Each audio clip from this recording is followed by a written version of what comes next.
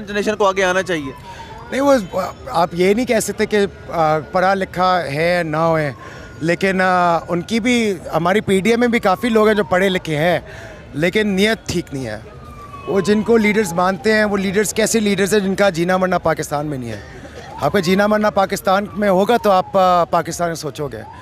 अब आप देखें कि मैं सारी ज़िंदगी मैं सियासत में हूँ कमाई के लिए, मैं अपनी सारा पूरे ख़ानदान की मैं असासे बनाऊँ, ज़्यादातर मैं बाहर रखूँ और मैं पाकिस्तान का सोचूं।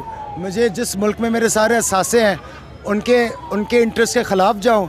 उन्होंने 1-2 प्रॉपर्टियां जब्त करनी है, मेरी गिच्ची मोड़ जाएगी उन लोगों की, और वो सब कुछ बेच सकता है पाकिस्तान के लिए।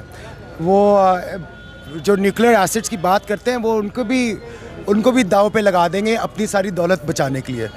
तो कौम को ये सोचना चाहिए कि आप इंसान जो पाकिस्तान के लिए सोच सकता है वो वही है जिसका जीना मरना है।